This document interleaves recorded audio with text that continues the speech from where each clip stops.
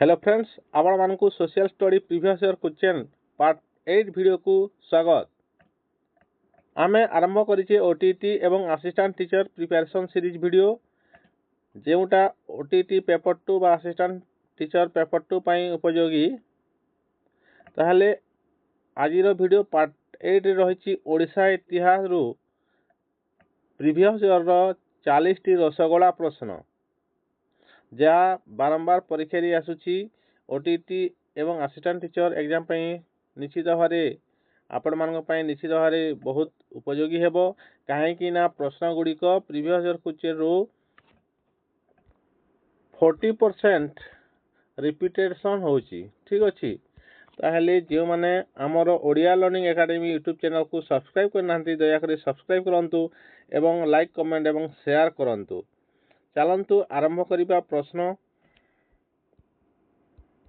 प्रथम प्रश्न अशोकଙ୍କ अनुशासन ओडिशार केउं स्थान रे अवस्थित? अशोकଙ୍କ अनुशासन ओडिशार केउं स्थान रे अवस्थित? एटा 2017 ओटीटी प्रश्न। Option A Jaugada, option B Lalitgiri, option C Pushpagiri, option D Khandagiri. यार सठिक उत्तर हो जाउछि ऑप्शन ए जौगड़ होछि सठिक उत्तर। चलंतु जीवा परवर्ती प्रश्न 2 नंबर प्रश्न को जीवा। अनंत वासुदेव मंदिर निर्माता किए? एटा 2016 रे आसीथिबा ओटीटी प्रश्न। अनंत वासुदेव मंदिर निर्माता किए? Option A Chodaganga Deva, option B प्रथम Narasimha Deva, option C Chandrika Devi, option D Paramardi Deva. यार सठिक उत्तर होउछि ना चंद्रिका देवी। ऑप्शन सी हेजिबो सठिक उत्तर। परवर्ती प्रश्न जीवा 2016 रे पड़ीथिबा प्रश्न देखिबा। एटा चंदका जंगल रे थिबा कासियागढ़ किए निर्माण करथिले? ऑप्शन ए देछि चोडगंगा देव, ऑप्शन बी देछि अनंग भीम देव तृतीय, ऑप्शन सी रे देछि नरसिंह देव, ऑप्शन डी देछि जयाति केसरी। ताहले यार सठिक उत्तर कोन होउछि ना यार सठिक उत्तर होउछि ऑप्शन ए चोडगंगा देव हे जाउछि सठिक उत्तर। चंदका जंगल रे थिबा कासियागढ़ को निर्माण करथिले चोडगंगा देव। चलंतु परवर्ती प्रश्न जीवा। चतुर्थ प्रश्न ओडिशा रे गंग राजत्व समय रे काहाकू पात्र सामंत कहा जाउथिला? एटा 2015 ओटीटी रे आसीथिबा प्रश्न। ऑप्शन ए देछि सेनाध्यक्ष, जोटा सेना मानकर अध्यक्ष को सेनाध्यक्ष कहा जाए, एवं ऑप्शन बी रे देछि मंत्री, ऑप्शन सी देछि एक मंडलर मुख्य, ऑप्शन डी देछि सामंत रणाकार मानकर मुख्य। यार सठिक उत्तर कौन हो जाउछि ना मंत्री मानकर पात्र सामंत कहा जाउथिला। गंग राजत्व समय रे मंत्री मानक पात्र सामंत कहा जाउथिला। ठीक अछि। परवर्ती प्रश्न को जीवा 5 नंबर प्रश्न देखिबा। मादला पांजी रे वर्णित विप्र महांती किए? बा मादला पांजी रे जो बिसर महांती अछि, बिसर महांती एटा भूल अछि, बिसर महांती किए? बिसर महांती मादला पांजी रे वर्णितबा बिसर महांती किए? एटा 2015 रे आसीथिबा ओटीटी प्रश्न। ऑप्शन डी देछि उत्कलर मंत्री, ऑप्शन बी देछि जने विष्णु भक्त, ऑप्शन सी रे देछि जने ग्राम्यमाण कवि, ऑप्शन डी देछि भक्ति धर्मर प्रचारक। यार सठिक उत्तर कौन होछि ना जने विष्णु भक्त होचंती किए? बिसर महांती जने विष्णु भक्त।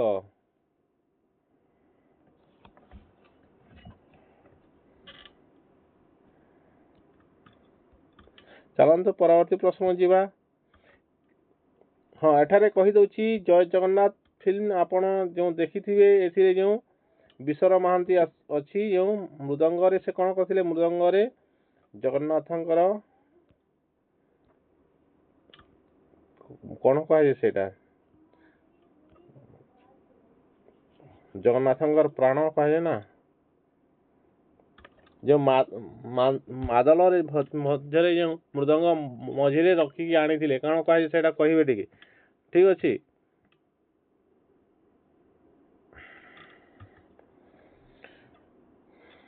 ताहले एटा जने विष्णु भक्त हेजिबो सठिक उत्तर बिसर महांती। परवर्ती प्रश्न किए बारवाटी दुर्ग निर्माण करथिले? एटा 2014 रे आसीथिबा ओटीटी प्रश्न। ऑप्शन ए देछि जयाति केसरी, ऑप्शन बी देछि चोडगंगा देव, ऑप्शन सी देछि पुरुषोत्तम देव, ऑप्शन डी देछि मुकुंद देव। यार सठिक उत्तर कोन ना ऑप्शन बी हेजिबो सठिक उत्तर। चोडगंगा देव बारवाटी दुर्ग निर्माण करथिले। ऑप्शन बी हेजिबो सठिक उत्तर। ଯିବା ପରବର୍ତ୍ତୀ ପ୍ରଶ୍ନ 7 ନମ୍ବର ପ୍ରଶ୍ନ କପିଲେନ୍ଦ୍ର ଦେବ ଦକ୍ଷିଣରେ କେଉଁ ନଦୀ ପର୍ଯ୍ୟନ୍ତ ତାଙ୍କ ସାମ୍ରାଜ୍ୟ ବିସ୍ତାର କରିଥିଲେ? ଏଇଟା 2014ରେ ଆସିଥିବା ପ୍ରଶ୍ନ। Option A Godavari, option B Krishna, option C Kaveri, option D Penniyar. ଏହାର ସଠିକ ଉତ୍ତର କ'ଣ ନା ଦକ୍ଷିଣରେ କୃଷ୍ଣା ନଦୀ ପର୍ଯ୍ୟନ୍ତ ତାଙ୍କର ସାମ୍ରାଜ୍ୟ ବିସ୍ତାର କରିଥିଲେ କପିଲେନ୍ଦ୍ର ଦେବ। ଅପସନ୍ ସି ହେଇଯିବ ସଠିକ, ଅପସନ୍ ବି ହେଇଯିବ ସଠିକ ଉତ୍ତର କୃଷ୍ଣା, ଅପସନ୍ ବି ହେଇଯିବ ସଠିକ ଉତ୍ତର। ପରବର୍ତ୍ତୀ ପ୍ରଶ୍ନ ଯିବା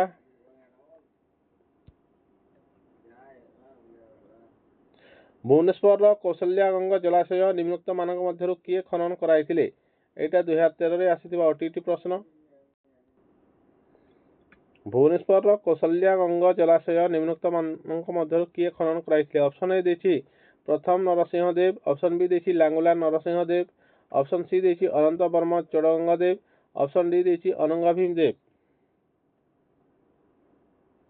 ଏହାର ସଠିକ ଉତ୍ତର କ'ଣ ନା ଚୋଡ଼ଗଙ୍ଗ ଦେବ, ଅନନ୍ତ ବର୍ମନ ଚୋଡ଼ଗଙ୍ଗ ଦେବ। ଅପସନ୍ ସି ହେଇଯିବ ସଠିକ ଉତ୍ତର। ପରବର୍ତ୍ତୀ ପ୍ରଶ୍ନ ଆଦିକବି ସାରଳା ଦାସ ନିମ୍ନୋକ୍ତ ମାନଙ୍କ ମଧ୍ୟରୁ କାହାଙ୍କ ସମସାମୟିକ ଥିଲେ? କାହାର ସମସାମୟିକ ଥିଲେ ଆଦିକବି ସାରଳା ଦାସ? ଏଇଟା 2013ରେ ଆସିଥିବା OTT ପ୍ରଶ୍ନ। ଅପସନ୍ ଏ ଦେଇଛି କପିଲେନ୍ଦ୍ର ଦେବ, ଅପସନ୍ ବି ଦେଇଛି ପ୍ରଥମ ନରସିଂହ ଦେବ, ଅପସନ୍ ସି ଅଛି ତୃତୀୟ ଅନଙ୍ଗ ଭୀମ ଦେବ, ଅପସନ୍ ଡି ଦେଇଛି ଅନନ୍ତ ବର୍ମନ ଚୋଡ଼ଗଙ୍ଗ ଦେବ। ଏହାର ସଠିକ ଉତ୍ତର କ'ଣ ନା କପିଲେନ୍ଦ୍ର ଦେବଙ୍କ ସମସାମୟିକ ଥିଲେ ସାରଳା ଦାସ। ଅପସନ୍ ଏ ହେଇଯିବ ସଠିକ ଉତ୍ତର। ପରବର୍ତ୍ତୀ ପ୍ରଶ୍ନ ନିମ୍ନୋକ୍ତ ମଧ୍ୟରୁ କପିଲେନ୍ଦ୍ର ଦେବ କେଉଁ ରାଜବଂଶ ପ୍ରତିଷ୍ଠା କରିଥିଲେ? ଏଇଟା 2013ର ପ୍ରଶ୍ନ। ଅପସନ୍ ଏ ଦେଇଛି ସୂର୍ଯ୍ୟବଂଶ, ଅପସନ୍ ବି ଦେଇଛି ଗଙ୍ଗବଂଶ, ଅପସନ୍ ସି ଦେଇଛି ଭୋଇବଂଶ, ଅପସନ୍ ଡି ଦେଇଛି କେଶରୀ ବଂଶ। ଆପଣମାନେ ସମସ୍ତେ ଜାଣିଛନ୍ତି କପିଲେନ୍ଦ୍ର ଦେବ ହେଉଛନ୍ତି କେଉଁ ବଂଶର? ନା ଗଙ୍ଗ ବଂଶର। ଅପସନ୍ ବି ହେଇଯିବ ସଠିକ ଉତ୍ତର, ଅପସନ୍ ବି ହେଇଯିବ ସଠିକ ଉତ୍ତର।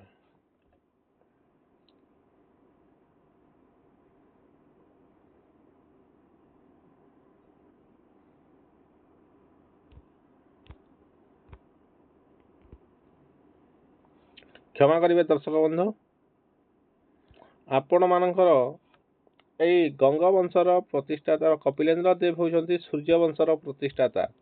ଠିକ ଅଛି, ଯାହାକୁ ଅନ୍ୟ ନାମ ଗଙ୍ଗ କହିଅଛି ଗଜପତି କୁହାଯାଏ। ଗଜପତି ବଂଶ, ଗଜପତି ବଂଶର ପ୍ରତିଷ୍ଠାତା ହେଉଛନ୍ତି କପିଲେନ୍ଦ୍ର ଦେବ। ଠିକ ଅଛି, ଅପସନ୍ ଏ ହେଇଯିବ ସଠିକ ଉତ୍ତର।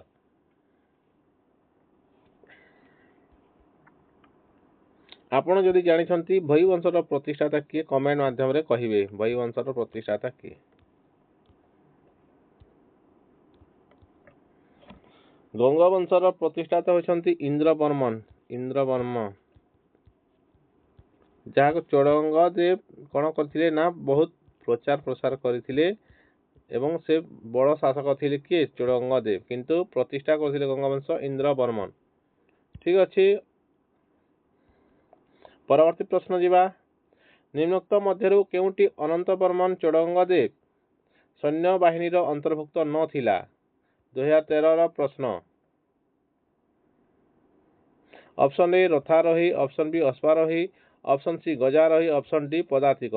ଦେଖନ୍ତୁ ଏହି ସମୟରେ ଚୋଡ଼ଗଙ୍ଗ ଦେବଙ୍କ ସମୟରେ ପଦାତିକ ଥିଲେ, ଗଜାରୋହୀ ଥିଲେ, ଅଶ୍ୱାରୋହୀ ଥିଲେ, ରଥାରୋହୀ ରଥରେ ବସି ନଥିଲେ। ତେଣୁ ଅପସନ୍ ଏ ହେଇଯିବ ସଠିକ ଉତ୍ତର। ପରବର୍ତ୍ତୀ ପ୍ରଶ୍ନ କୋଣାର୍କର ସୂର୍ଯ୍ୟ ମନ୍ଦିର ଓ ପୁରୀର ଜଗନ୍ନାଥ ମନ୍ଦିର କେଉଁ ରାଜବଂଶର ସ୍ଥାପତ୍ୟ? ଏଇଟା 2012ରେ ଆସିଥିବା ପ୍ରଶ୍ନ। ନା ଏହାର ସଠିକ ଉତ୍ତର କ'ଣ?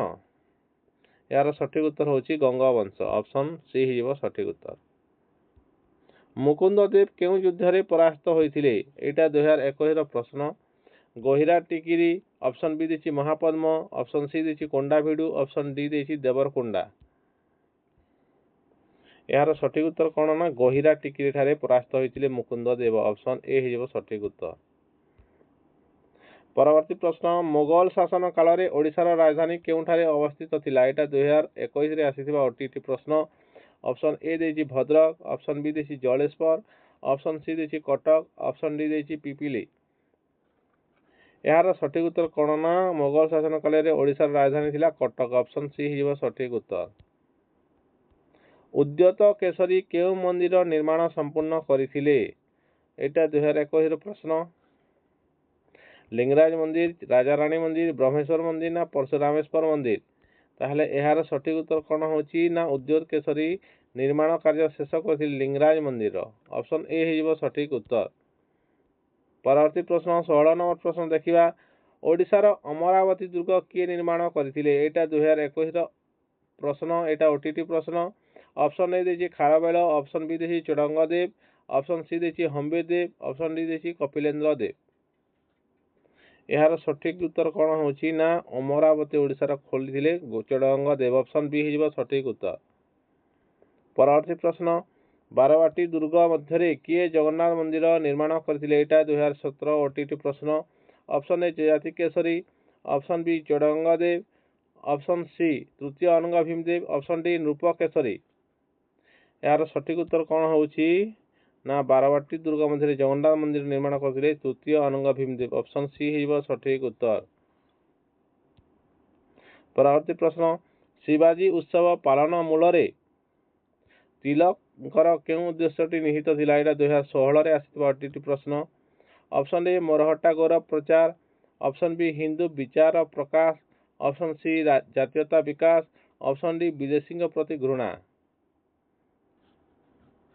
यार सठिक उत्तर कौन हम ना जातीयता विकास। ऑप्शन सी हो सठिक उत्तर। एबे जीवा 19 नंबर प्रश्न चोल मानकर ग्राम परिषद को कौन कहा जाउथिला। Option A Ur, option B Nadu, option C Belar, option D Bhariyam. ताहले यार सठिक उत्तर कौन ना चोल मानकर ग्राम परिषद को नाडू कहा जाउथिला। ऑप्शन बी हो सठिक उत्तर। परवर्ती प्रश्न 20 नंबर प्रश्न निम्नलिखित मध्यरु केउंटी पांड्य राज्यर बृहत्तम बंदर। ऑप्शन ए कयल, option B Dwarasamudra, option C Mathura, option D Mysore. यार सठिक उत्तर कौन ना ऑप्शन डी कयल हो सठिक उत्तर।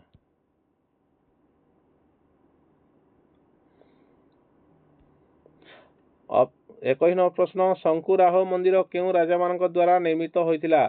Option A Chola, option B Ganga, option C Chalukya, option D Chandela. यार सठिक उत्तर कौन ना ऑप्शन डी चांदेल हो सठिक उत्तर। शंकुराह मंदिर चांदेल राजा मानक द्वारा निर्मित होइतिला। ठीक अछि। परवर्ती प्रश्न अभिनव गीत गोविंद किए रचना करथिले। Option A Kapilendra Dev, option B Purushottama Dev, option C Pratap Rudra Dev, option D Sarala Das. यार सठिक उत्तर कौन ना पुरुषोत्तम देव हो सठिक उत्तर। पुरुषोत्तम देव गीत गोविंद रचना करथिले। ठीक अछि। ऑप्शन बी हो सठिक उत्तर। एबे जीवा परवर्ती प्रश्न गहिरा टिकिरी युद्ध रे किए निहत होइतिले। Option A Ramachandra Bhanja, option B Kala Pahad, option C Mukunda Deva, option D Suleman Karrani. यार सठिक उत्तर कौन ना गहिरा टिकिरी युद्ध रे मुकुंद देव निहत होइतिले।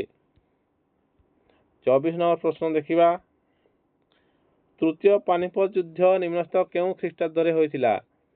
यार सठिक उत्तर कौन ना यार सठिक उत्तर होची 1771 रे होइतिला तृतीय पानिपत युद्ध। एबे जीवा 25 नंबर प्रश्न निकट को 25 नंबर प्रश्न निकट जीवा पूर्व जो मानक अनुरोध जो माने आम चैनल को सब्सक्राइब करना दयाकोरी आम ये चैनल को सब्सक्राइब कर दिंतु एवं वीडियो केमिति लागुछि कमेंट करने सहित निजर सांग मान सहित वीडियोटी को शेयर करंतु एवं वीडियोटी को लाइक करंतु। कम से कम 100 लाइक तो यही वीडियो रे बनुछि भाई। आपण माने कम से कम 100 लाइक कर दिंतु जहाँ फल मते नुआ नुआ वीडियो बनाइबा पई उत्साहित लागिबो। ठीक अछि। उत्साह होइले तैयारी करबी। ठीक अछि। 25 नंबर प्रश्न 25 नंबर प्रश्न हला 1435 ख्रीष्टाब्द रे सिंहासन आरोहण किए करथिले। Option A Kapilendra Dev, option B Pratap Rudra Dev, option C Purushottam Dev, option D Mukunda Dev. ए 25 नंबर प्रश्न रो सठिक उत्तर होची कपिलेन्द्र देव। ऑप्शन ए हिबो सठिक उत्तर। परवर्ती प्रश्न जीवा किए गीता को मराठी भाषा रे लिखिथिले।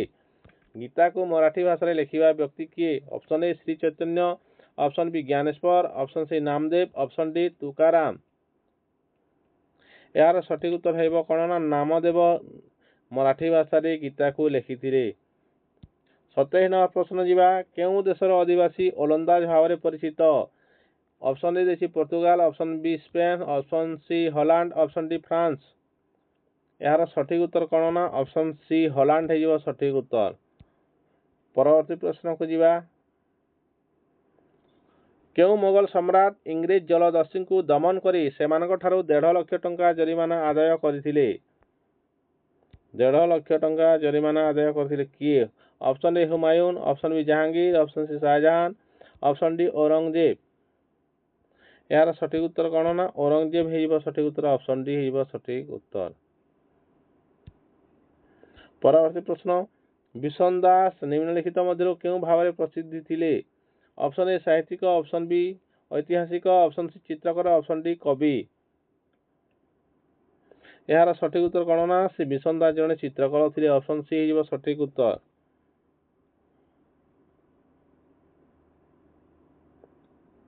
ବିଶନ ଦାସ କ'ଣ କେଉଁ ଭାବରେ ପରିଚିତ ଥିଲେ? ନା ଚିତ୍ରକର ଭାବରେ ପରିଚିତ ଥିଲେ। ଏବେ ଯିବା 30 ନମ୍ବର ପ୍ରଶ୍ନ, ଅମୀର ଖୁସରୁଙ୍କ ପ୍ରକୃତ ନାମ କ'ଣ ଥିଲା? Option A Mohammad Hasan, option B Bishwambar, option C Shah Alam, option D Malik Mohammad Jayasi. ନା ଏହାର ସଠିକ ଉତ୍ତର ହେଉଛି ମହମ୍ମଦ ହାସାନ। ଅପସନ୍ ଏ ହେଇଯିବ ସଠିକ ଉତ୍ତର। ଅମୀର ଖୁସରୁଙ୍କର ପ୍ରକୃତ ନାମ ଥିଲା ମହମ୍ମଦ ହାସାନ। ଏବେ ଯିବା 31 ନମ୍ବର ପ୍ରଶ୍ନ, ପ୍ରସିଦ୍ଧ ଅଳଙ୍କାର ଶାସ୍ତ୍ର ଏକାବଳୀର ରଚୟିତା କିଏ? Option A Vidyadhara, option B Rajashekhara, option C Firdausi, option D Vishwanath Kaviraj. ଏହାର ସଠିକ ଉତ୍ତର କ'ଣ ନା ବିଦ୍ୟାଧର ହେଇଯିବ ସଠିକ ଉତ୍ତର। ଅପସନ୍ ଏ ହେଇଯିବ ସଠିକ ଉତ୍ତର। 32 ନମ୍ବର ପ୍ରଶ୍ନ ଯିବା, ନିମ୍ନଲିଖିତ ମଧ୍ୟରୁ କିଏ ଦ୍ୱିତୀୟ ଆଲେକଜାଣ୍ଡାର ହୋଇ ସମଗ୍ର ପୃଥିବୀକୁ ଜୟ କରିବାକୁ ଇଚ୍ଛା କରିଥିଲେ? এইটা କିଏ ଜୟ କରିବାକୁ ପୃଥିବୀ ଇଚ୍ଛା କରିଥିଲେ ଆପଣମାନେ ସମସ୍ତେ ଜାଣିଛନ୍ତି? ନା ଆଲାଉଦ୍ଦିନ ଖିଲଜି। ଅପସନ୍ ଡି ହେଇଯିବ ସଠିକ ଉତ୍ତର। ଏବେ ଯିବା 33 ନମ୍ବର ପ୍ରଶ୍ନ, ହରିହର ଓ ବୁକା ନାମକ ଦୁଇ ଭାଇ ନିମ୍ନ ପ୍ରଦତ୍ତ ରାଜ୍ୟଗୁଡ଼ିକ ମଧ୍ୟରୁ କେଉଁ ରାଜ୍ୟର ମୂଳଦୁଆ ପକାଇଥିଲେ? Option A Vijayanagar, option B Bahmani, option C Ahmednagar, option D Bijapur. ଏହାର ସଠିକ ଉତ୍ତର କ'ଣ ନା ବିଜୟନଗର ରାଜ୍ୟର ମୂଳଦୁଆ ପକାଇଥିଲେ ହରିହର ଓ ବୁକା ନାମକ ଦୁଇ ଭାଇ। ଠିକ ଅଛି। ପରବର୍ତ୍ତୀ ପ୍ରଶ୍ନ ଯିବା 34 ନମ୍ବର ପ୍ରଶ୍ନ, ବାବରନାମା କେଉଁ ଭାଷାରେ ରଚିତ? Option A Hindi, option B Urdu, option C Turki, option D Sanskrit. ଏହାର ସଠିକ ଉତ୍ତର ହେଉଛି ତୁର୍କୀ। ଅପସନ୍ ସି ହେଇଯିବ ସଠିକ ଉତ୍ତର।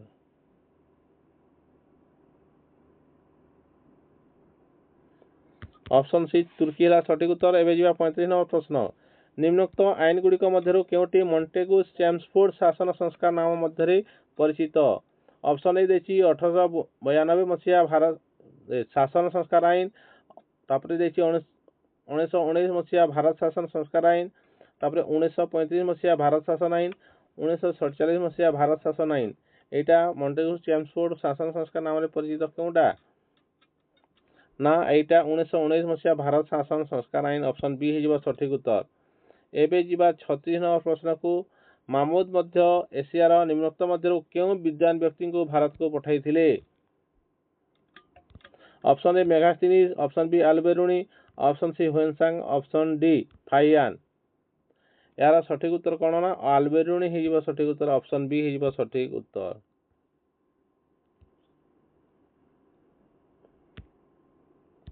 ଏହାର ସଠିକ ଉତ୍ତର କେଉଁଟା ହେଲା? ନା ଆଲବେରୁଣି ହେଲା ସଠିକ ଉତ୍ତର। Option B. ପରବର୍ତ୍ତୀ ପ୍ରଶ୍ନକୁ ଯିବା। ପରବର୍ତ୍ତୀ ପ୍ରଶ୍ନ ପୂର୍ବକୁ ଯିବା ପୂର୍ବରୁ ଆପଣମାନଙ୍କୁ ସୂଚାଇ ଦେଉଛି, ଯେଉଁମାନେ ଆମ ଚ୍ୟାନେଲକୁ ସବସ୍କ୍ରାଇବ୍ କରିନାହାନ୍ତି ଦୟାକରି ସବସ୍କ୍ରାଇବ୍ କରିଦେବେ ଏବଂ ଭିଡ଼ିଓଟିରେ କମ୍ ସେ କମ୍ 100ଟି ଲାଇକ୍ କରିବେ। ଠିକ୍ ଅଛି, 100 ଲାଇକ୍ ଆସିବା କଥା ଆପଣମାନଙ୍କ ସମସ୍ତଙ୍କର ମିଶିକି। ଏବେ ଯିବା 37 ନମ୍ବର ପ୍ରଶ୍ନ, ନିମ୍ନୋକ୍ତ ସୁଲତାନମାନଙ୍କ ମଧ୍ୟରୁ କିଏ କେବେ ଯୁଦ୍ଧ କରିନଥିଲେ? Option A Firoz Shah, option B Ghiyasuddin Balban, option C Muhammad bin Tughlaq, option D Alauddin Khilji. କିଏ ଯୁଦ୍ଧ କରିନଥିଲେ ପଚାରିଛି? ଯୁଦ୍ଧ ଫିରୋଜ ଶାହ କରିନଥିଲେ। ଅପସନ୍ ଏ ହେଇଯିବ ସଠିକ ଉତ୍ତର।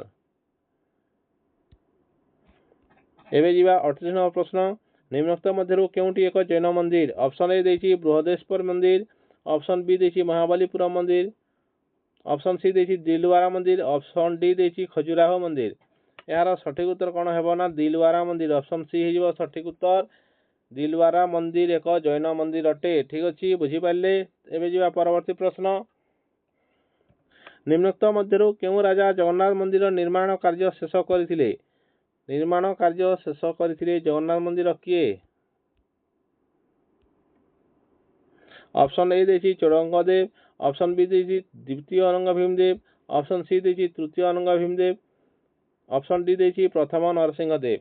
ଏହାର ସଠିକ ଉତ୍ତର କ'ଣ ନା ଚୋଡ଼ଗଙ୍ଗ ଦେବ ଏଇଟା ଜଗନ୍ନାଥ ମନ୍ଦିର ନିର୍ମାଣ କାର୍ଯ୍ୟ ଆରମ୍ଭ କରିଥିଲେ, କିନ୍ତୁ ଶେଷ କରିଥିଲେ ତୃତୀୟ ଅନଙ୍ଗ ଭୀମଦେବ। ऑप्शन सी ହେଇଯିବ ସଠିକ ଉତ୍ତର। ଏବେ ଯିବା ପରବର୍ତ୍ତୀ ପ୍ରଶ୍ନ। ନିମ୍ନୋକ୍ତ କେଉଁ ଯୁଦ୍ଧରେ ମହମ୍ମଦ ଘୋରୀ ପୃଥ୍ୱୀରାଜଙ୍କ ଠାରୁ ପରାସ୍ତ ହୋଇଥିଲେ? ऑप्शन ए ଦେଇଛି ହଳଦୀଘାଟ ଯୁଦ୍ଧ, ऑप्शन बी ଦେଇଛି ପ୍ରଥମ ତୈରରା ଯୁଦ୍ଧ, ऑप्शन सी ରେ ଦେଇଛି ଦ୍ୱିତୀୟ ତୈରରା ଯୁଦ୍ଧ, ऑप्शन डी ଦେଇଛି ତୃତୀୟ ତୈରରା ଯୁଦ୍ଧ। ଏହାର ସଠିକ ଉତ୍ତର କ'ଣ ହେବ ନା ପ୍ରଥମ ତିରୋରୀ ଯୁଦ୍ଧ। ऑप्शन बी ହେଇଯିବ ସଠିକ ଉତ୍ତର।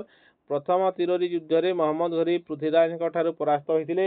ଏଇ ଥିଲା 40ଟି ରସଗୋଲା ପ୍ରଶ୍ନ ପ୍ରିଭିୟସ୍ ଇୟର କ୍ୱେଶ୍ଚନ୍ ଗୁଡ଼ିକରୁ। ଯେଉଁମାନଙ୍କୁ ଭିଡ଼ିଓ ଭଲ ଲାଗିଲା ବୋଲି ଭାବୁଛନ୍ତି ଏବଂ ଏହି ଚ୍ୟାନେଲଟିକୁ ଭିଜିଟ୍ କରିବା ପରେ ଆପଣମାନଙ୍କର ନିଶ୍ଚିତ ଭାବରେ ପରୀକ୍ଷାରେ କାମକୁ ଆସୁଛି, ସେମାନେ ନିଶ୍ଚିତ ଭାବରେ ଏହି ଚ୍ୟାନେଲଟିକୁ ସବସ୍କ୍ରାଇବ୍ କରିବେ ଏବଂ ନିଜର ସାଙ୍ଗମାନଙ୍କ ସହିତ ସେୟାର କରିବେ। ଭିଡ଼ିଓ କେମିତି ଲାଗୁଛି କମେଣ୍ଟ ମାଧ୍ୟମରେ ଜଣାଇବେ। ଆପଣମାନେ ସମସ୍ତେ ଭିଡ଼ିଓ ଦେଖିଥିବାରୁ ଆପଣମାନଙ୍କୁ ବହୁତ ବହୁତ ଧନ୍ୟବାଦ। ଆପଣମାନଙ୍କର ପ୍ରିପାରେସନ୍ ଆହୁରି ଜୋରଦାର ହେଉ। ଆପଣ ଆପଣଙ୍କ କାମରେ ସଫଳ ହୁଅନ୍ତୁ। ଧନ୍ୟବାଦ। Best good lock.